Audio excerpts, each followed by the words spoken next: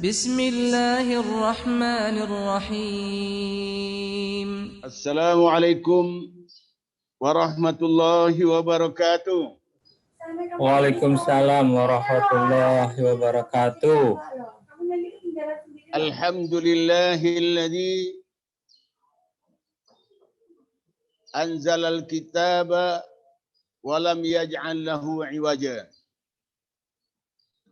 والحمد لله الذي أمرنا بالاتحاد ونهانا عن الاختلاف والتفرق.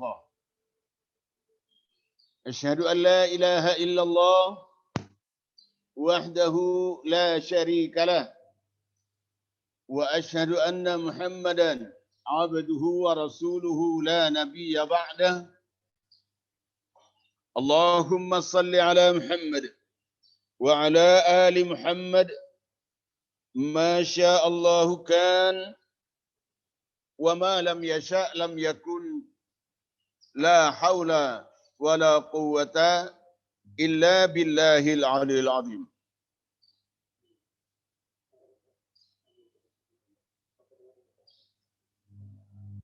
Hadirin jamaah online rahimani wa rahimakumullah.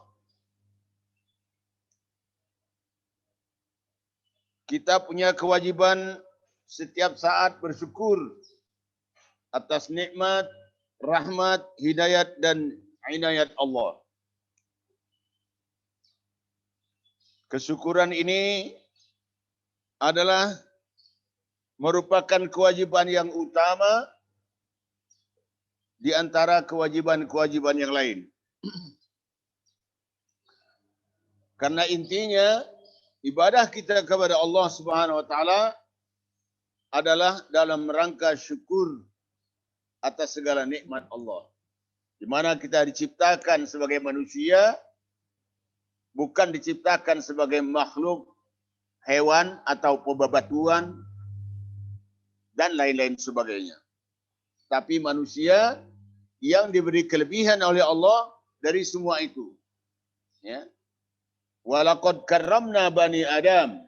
Kami telah muliakan anak cucu Adam. Itu dalam surah Al-Isra ayat 70 disebutkan demikian. Nah, dalam rangka syukur nikmat Allah inilah, selain kita menunaikan kewajiban kita salat 5 waktu dan baru saja kita salat subuh berjamaah, kita berada di Pondok Pesantren Al-Fatah, ya, tempat saya mengisi ini sekarang, yaitu tahfizul Quran di kilometer 18 Balikpapan. Sekaligus biar jamaah kita ya tahu adanya atau keberadaan pesantren kita yang ada di kilo 18 ini. Harapan kita pesantren ini juga dapat untuk menyantuni semua umat dalam rangka menyebarkan rahmat dan juga menciptakan suasana yang damai sesuai dengan tema kita hari ini, Islam, agama cinta damai. Jamaah rahimani wa rahimakumullah. Sebelum kita bicara tentang cinta damai, kita akan jelaskan dulu bahwa Islam ini menganut asas persaudaraan. Dari kata persaudaraan inilah dalam bahasa Arab disebut ukhuwah,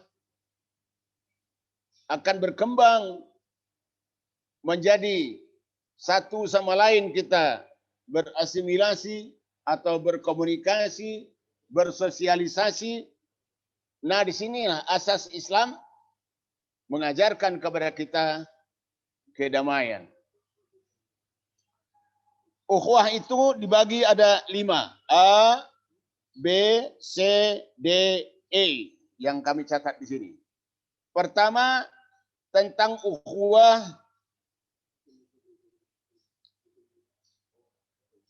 basyariah atau insaniyah, kemanusiaan. Yang kedua, ukhuwah watoniyah atau su'ubiyah, kebangsaan. Yang ketiga, ukhuwah nasabiyah, atas dasar kena keturunan. Kemudian ada ukhuwah asobiyah, kesukuan. Yang terakhir, ukhuwah Islamiyah, yaitu persaudaraan antar sesama muslim, baik antar golongan, antar mazhab, mungkin antar jamaah, dan lain-lain sebagainya. Itu adalah pada dasarnya kita bersaudara. Di antara lain disebutkan di dalam surah Al-Hujurat ayat 13. A'udzu billahi minasyaitonir rajim. Ya ayyuhan nasu inna khalaqnakum min dzakarin wa untha wa ja'alnakum syu'uban wa qabaila lita'arafu. Inna akramakum 'indallahi atqakum. Innallaha khabirum bima ta'malun. Wahai manusia, kalian telah kuciptakan dari seorang laki-laki berkembang karena diciptakan juga jodohnya, yaitu bunda kita Hawa. Dari situ berkembang biak menjadi bersuku-suku, berbangsa-bangsa. Maksud Allah dalam hal ini agar kita dapat saling mengenal, lita'arafu. Agar kalian saling mengenal. Mengenal di sini bukan hanya sekedar mengenal nama, mengenal karakteristik pribadi, mengenal budaya satu suku dengan yang lain. Kemudian nanti kita ada fastabiqul khairat, inna akramakum indallahi atqakum. Disitulah fastabiqul khairat, berlomba-lomba untuk mendapatkan kebaikan, meraih kebaikan, dan yang nanti jadi juara di sisi Allah adalah orang yang paling bertakwa. Dan hebatnya lagi, takwa ini bisa diraih oleh semua pihak, semua orang, semua individu dengan kemampuannya masing-masing. Ya, ibaratnya orang yang tidak punya kaki tangan pun kalau dia beribadah kepada Allah, full, dia dapat meraih derajat yang paling takwa. Begitu juga seorang penguasa ataupun orang yang kaya raya atau rakyat jelata, dia mentaati semua perintah Allah yang ia tahu, yang ia mampu, secara maksimal, secara ikhlas, dia akan berhak mendapatkan nilai atqakum, yang paling bertakwa di sisi Allah SWT. Baik, kita lanjutkan. Nah, yang mendasari lagi adalah surah Al-Hujurat ayat 10. Itu yang intern sesama muslim. Ya. A'udzu billahi minasyaitonir rajim. Innamal mu'minuna ikhwah. Fa aslihu baina akhawaykum ila akhir ayat. Bahwa orang-orang beriman di dunia ini, cacah jiwa internasional antara 1,6 miliar umat Islam sampai 2,1 miliar. Sekitar itu. Nah, itu punya kewajiban kita menjalin ukhuwah, menjalin persaudaraan, menjalin yang namanya kesatu hatian, bahkan kesatu jamaahan, dipimpin oleh seorang pemimpin internasional, sentral kepemimpinan Islam seperti pada masa Rasulullah, Abu Bakar, Umar, Utsman, dan Ali. Estafet kepemimpinan ini menunjukkan umat Islam wahdatul ummah, satu kesatuan yang rahmatan lil alamin. Nah, Dasar berikutnya bahwa Islam cipta damai karena disebutkan di dalam surah Al-Anbiya ayat 107, A'udzu billahi minasyaitonir rajim, wa ma arsalnaka illa rahmatan lil alamin. Tidak kami utus engkau Muhammad melainkan untuk menyebarkan rahmat Allah di permukaan bumi ini. Satu di antara rahmat itu adalah manusia tidak bertikai. Manusia itu bersaudara. Manusia itu satu keturunan nasabiah dari Adam dan Hawa. Jadi tidak patut manusia itu satu sama lain saling bertikai, apalagi saling berperang. Gitu. Jamaah rahimani wa rahimakumullah.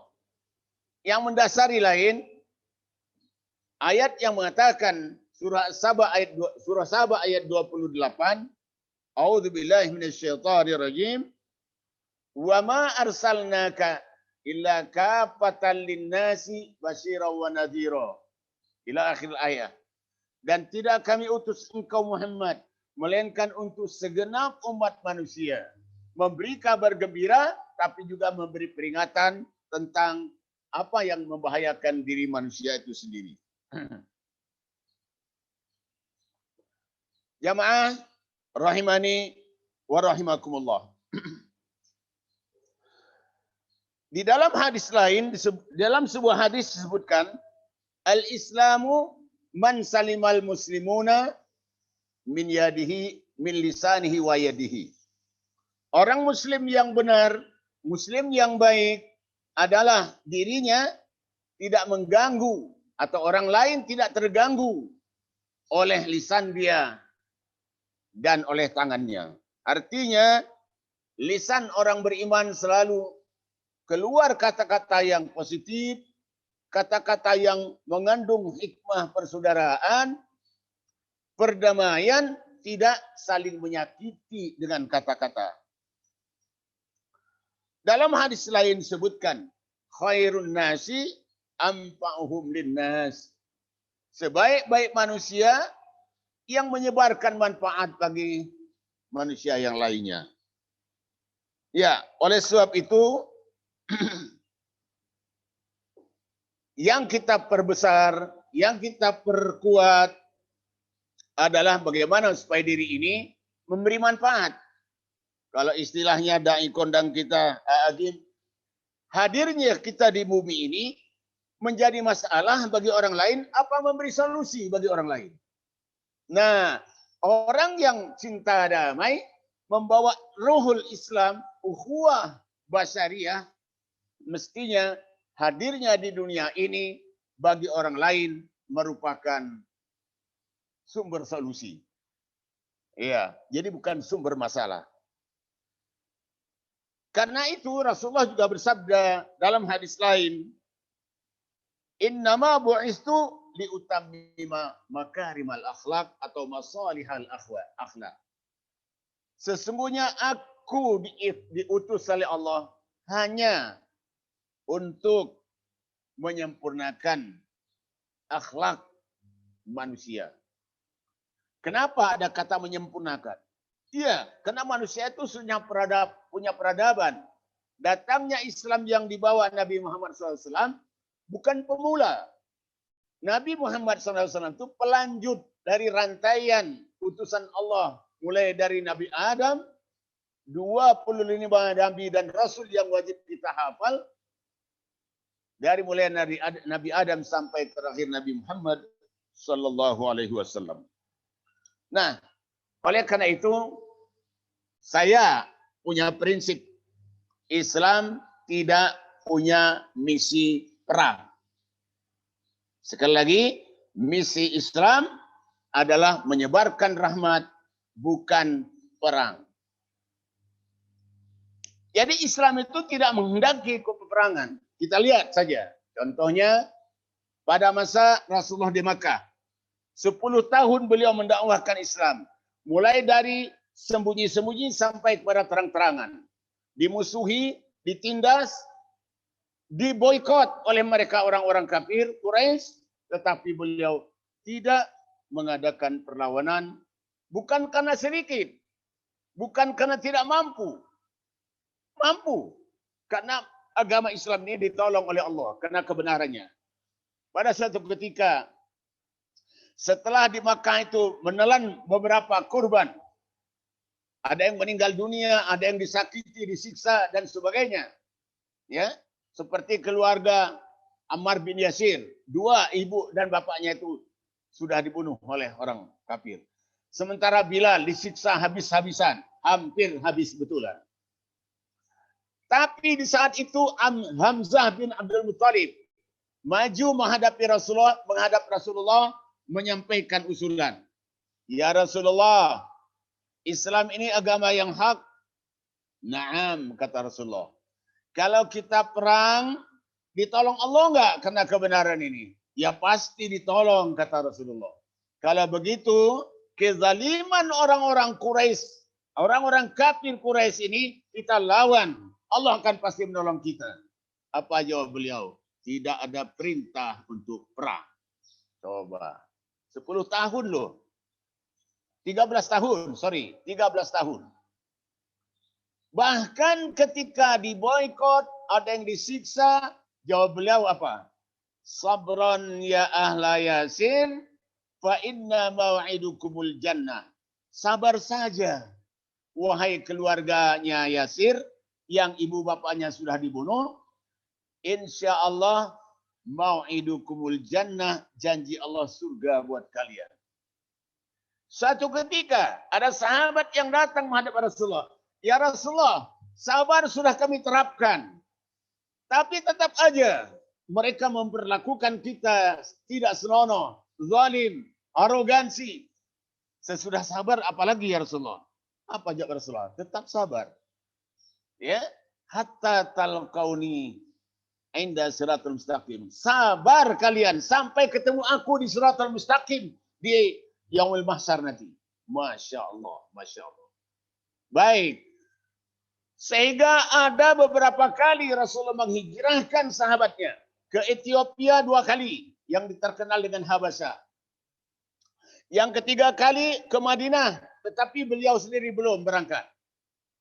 Nah, setelah kondusif, keadaan mereka di Makkah tidak kondusif lagi, tapi kondusif adanya di Madinah baru.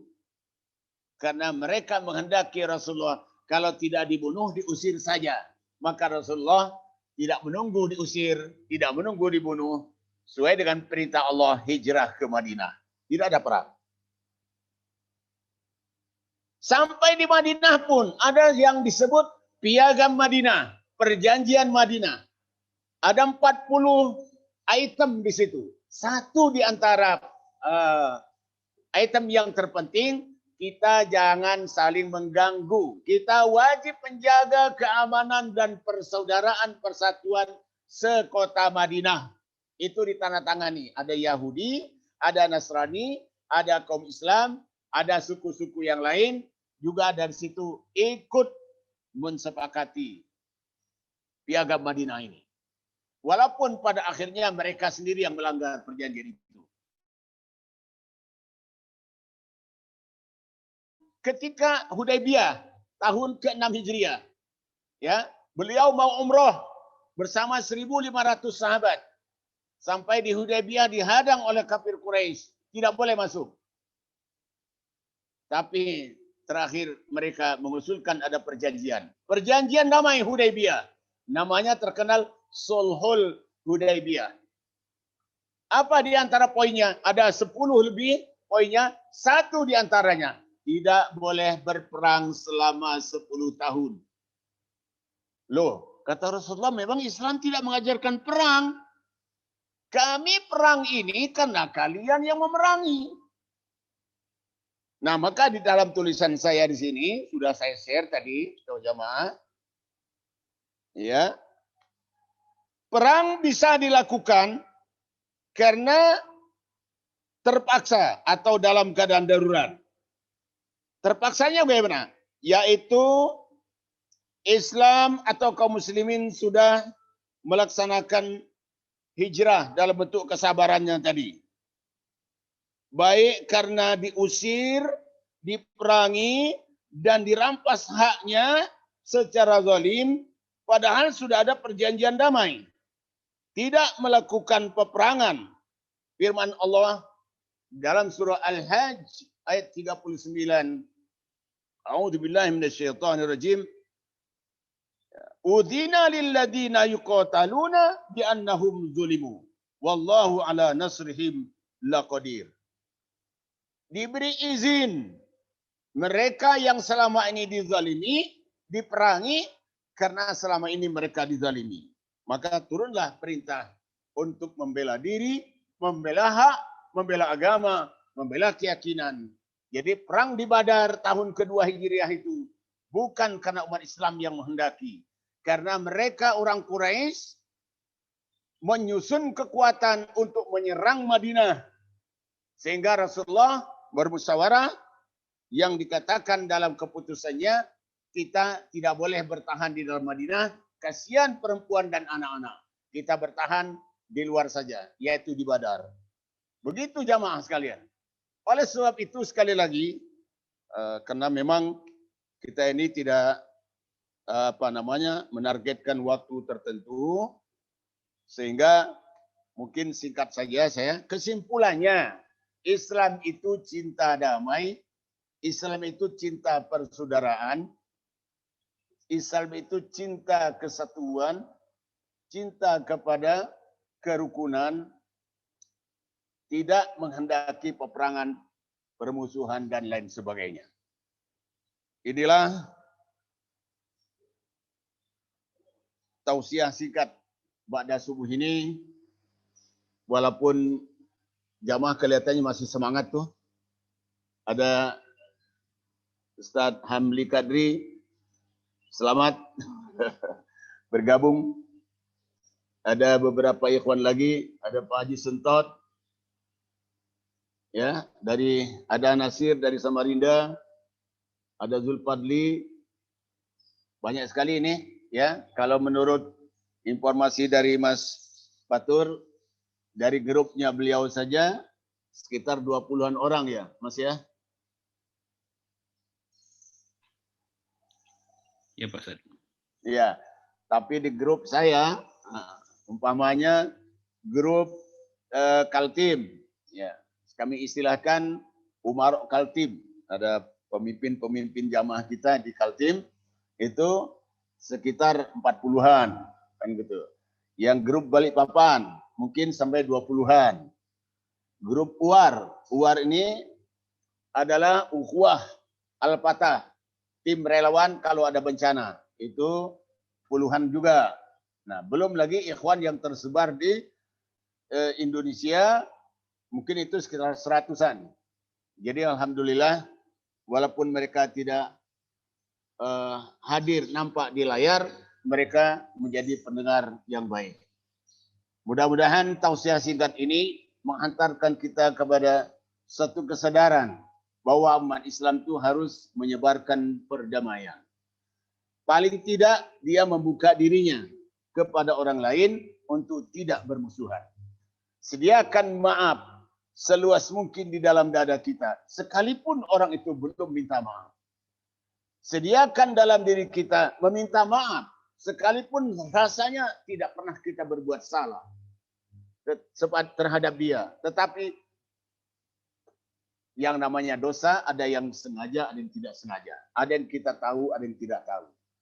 Ya, makanya kita mohon ampun kepada Allah itu, ma'a'lam wa ma lam a'lam. Mohon ampun ya Allah, dosaku yang aku tahu dan yang tidak aku tahu. Karena di dalam kita berkehidupan sehari-hari ini, tiada hari tanpa dosa. Kalau mau jujur. Ya, umpamanya salah ngomong, umpamanya juga salah lihat. Ya, pernah saya kisah nyata ini di Lampung, Sumatera, saya sedang ngobrol dengan seorang anak muda di dekat kampus Unila. Tahu-tahu melihat ada dua orang boncengan motor, cowok cewek. Terus anak muda ini ngomong begini, Pak Ustadz, izinkan saya lempar orang itu boncengan katanya, bukan mahram. Saudara tahu belum? Saya bilang. Siapa tahu itu istrinya, siapa tahu itu adiknya. Oh iya ya katanya. Jadi gitulah keadaan hidup kita. Jadi sempat gampang dosa itu melekat. Suudzon terutama. Kemudian ghibah, itu penyakit masyarakat tuh. Ya. Kemudian apa lagi? Ya dendam. Sudah minta maaf, sudah dimaafkan, tapi kalau ketemu masih sakit hati. Pak Ustadz, orang itu sudah minta maaf, saya pun sudah memaafkan. Tapi kalau melihat wajahnya, sakit lagi hatiku. Nah ini, coba. Masya Allah. Mestinya tidak ada itu. Ada kisah disampaikan oleh Rasulullah ketika beliau khutbah di atas mimbar, beliau mengucapkan amin, amin, amin. Apa ya Rasulullah, kata Umar bin Khattab? Ya, saya dikasih tahu oleh Jibril, celaka orang yang masuk Ramadan tapi tidak mendapat pengampunan. Yang kedua, punya orang tua, tidak menyebabkan orang tuanya atau dia masuk surga karena tidak berbakti kepada orang tua. Yang ketiga, orang yang mendengar nama Muhammad SAW disebut, dia tidak mengucapkan salawat. Celaka, celaka, celaka. Saya disuruh mengucapkan amin oleh malaikat Jibril. Satu lagi, Rasulullah naik tangga di atas mimbar dan mengucapkan amin lagi. Setelah turun, beliau ditanya oleh sahabat, apa ya Rasulullah ucapkan amin yang engkau sampaikan? Ya, saya diberitahu oleh malaikat Jibril, ada dua orang nanti di akhirat tunduk bersimpuh di hadapan Allah. Yang satu mengadu kepada Allah, ya Allah, orang yang di sebelahku ini pernah menyakiti aku, menzalimi aku. Tolong yang Allah, saya mohon kepadamu ya Allah, kebaikan dia bayarkan kepada saya. Saya mau kebaikan dia karena sebagai bayaran dia telah berbuat jahat pada saya. Allah menjawab, orang tersebut tidak ada kebaikan sedikit pun. Tidak ada yang bisa dikasih buat kamu. Baik ya Allah, kalau gitu dosaku pikulkan ke dia. Dosaku ini bebankan ke dia. Biar aku tidak berdosa lagi. Tidak. Kata Allah kan, wala taziru waziratu wizra ukhra. Tidak akan seorang pedosa melainkan dia menanggung sendiri dosanya. Jadi bagaimana ya Allah? Maafkan dia. Maka Allah menampakkan sebuah istana terbuat dari emas, megah, bagus, mewah. Ya Allah, itu punya siapa ya Allah? Itu untuk orang beriman. Saya orang beriman, Rasulullah. Untuk orang yang memaafkan saudaranya. Saya maafkan dia, Rasulullah. Jangan berkata maaf kalau tidak kau buktikan itu. Buktikan bahwa kau telah memaafkan dia, gandeng tangannya masuk surga bersama-sama. Baru itu kau maafkan dia. Masya Allah. Jadi demikian ikhwan. Yang paling menjadi penyakit banyak di hati manusia itu iri hati, dengki, suudzon, ghibah, kemudian dendam. Ini yang menjadi penyakit paling bahaya di dalam hati kita. Nah, karena Islam cinta damai, mari kita legowo, bukakan dada kita selapang-lapangnya, fa'fu wasfahu. Maafkan dan berlapang dadalah. Sebab kadang-kadang dosa itu tidak keluar dari rumah loh. Ada anak, ada istri, gampang aja kita berbuat dosa. Keluar sedikit ke tetangga. Bisa saja kita berbuat dosa. Apalagi kalau sudah kita ke jalan. Apalagi kalau kita sudah komunitas di kantor, tempat kerja, di pasar. Ya, sudah melihat aurat wanita yang tidak pakai jilbab saja sudah dosa. Kan perintahnya waghaddul basar. Tundukkan pandanganmu. Sementara kita ngelihat aurat terbuka di mana-mana. Bahkan ada bapak-bapak, tapi bukan di sini ya, bukan di grup kita nih. Kalau lari pagi itu celana pendek, dia tidak merasa dosa itu. Masya Allah. Masya Allah. Oleh sebab itu jamaah sekalian, kita banyak dosa. Makanya Jangankan kita merasa berdosa, tidak merasa berdosa pun kita disuruh istighfar. Makanya Rasulullah menyontohkan, habis sholat beliau tidak mengucapkan apa-apa kecuali istighfar tiga kali. Astagfirullah, astagfirullah, astagfirullah. Kenapa? Di dalam sholat pun ada gangguan setan. Di dalam sholat pun kita mengingat selain Allah. Bahkan mengingat orang-orang yang tidak perlu kita ingat. Bahkan mengingat sesuatu yang tidak perlu diingat dalam sholat. Tuh. Makanya dalam surah An-Nasr ayat terakhir, A'udzubillahi minasyaitonirrajim, dari awal ya, idza jaa nasrullah wal fath wa ra'aitan nasa yadkhuluna fi dinillahi afwaja fasabbih bihamdi rabbika wastaghfir. Kalau datang pertolongan Allah dan kemenangan, kau lihat orang berbondong-bondong masuk Islam. Seperti sekarang di Amerika, di Eropa, ribuan orang masuk Islam. Fasabbih bihamdi rabbika wastaghfir. Bertasbihlah engkau kepada Allah dan mohon ampun. Kenapa? Jangan ada kebanggaan di situ. Bangga itu sendiri tidak disukai oleh Allah. Makanya kalau ada orang pidato, saudara-saudara sekalian yang saya banggakan, aduh, saya miris mendengarnya itu. Tidak boleh. Di dalam surah Luqman ayat 18 dilarang itu bangga itu. Innallaha la yuhibbu man kana muhtalan fakhura. Allah tidak suka orang yang berbangga-bangga itu. Tapi senang, suka, bersyukur, besar hati, boleh. Sebab bangga itu dekat kepada kesombongan. Dekat sekali, satu langkah lagi. Orang yang berbangga-bangga itu menjadi sombong.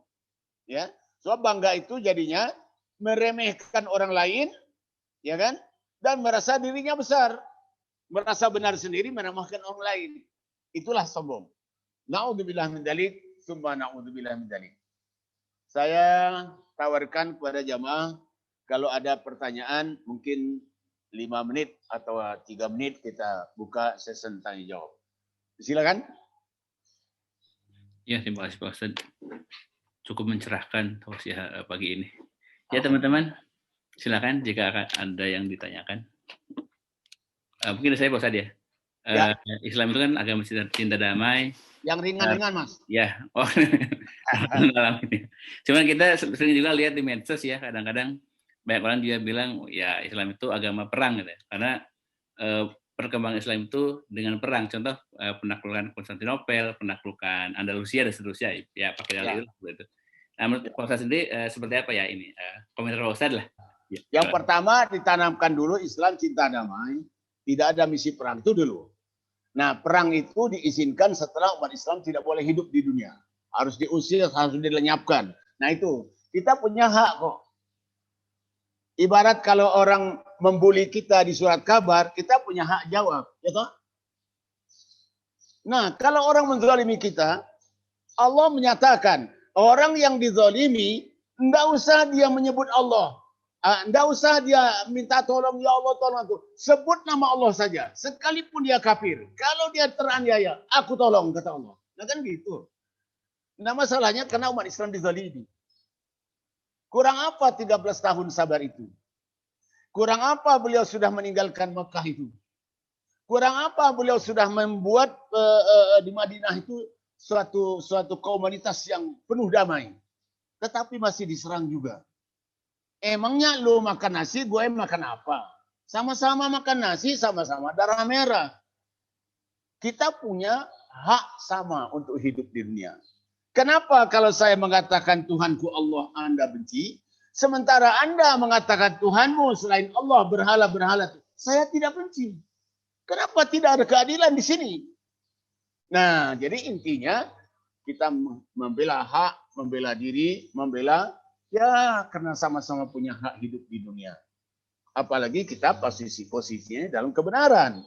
Walaupun orang Islam tidak boleh mengaku benar sendiri. Mereka juga mengaku benar kan. Tetapi nanti di hadapan Allah. Kata Allah di dalam Al-Quran, dalam ayat lain disebutkan, Allah akan memeriksa dan akan membuktikan, akan menghakimi mereka siapa yang lebih benar dan apa-apa yang telah kalian perselisihkan di hadapan Allah nanti akan diselesaikannya. Kan gitu. Jadi Sampai ada ayat dalam surah Al-An'am ayat 108, wala tasubbul ladzina yad'una min dunillah fa yasubbullaha adwan bighairi ilm. Jangan kamu caci maki, kamu cela orang yang menyembah selain Allah. Karena dia akan membalas mencela Allah tanpa ilmu dan memusuhi kalian. Coba. Jadi Islam itu dakwahnya juga cinta damai. Bukan karena benci. Adapun perang ada berapa ayat itu? Mungkin sampai 30-an ayat tentang perang itu.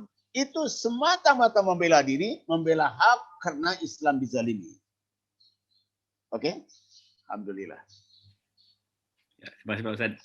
Ini ada satu lagi pertanyaan Pak Baik. Jamaah. Baik. Kapankah waktu yang dianjurkan untuk melakukan sholat taubat? Apakah Sholat taubat setiap hari? Ya, baik. Dalam hadis an Abi Bakr radhiyallahu anhu qala Rasulullah SAW, man yaznubu zanban summa yusbighul wudu'a wa yusalli rak'ataini au arba'a rak'atin maktubatin au tatawu'in summa astaghfirullah ghufira lahu.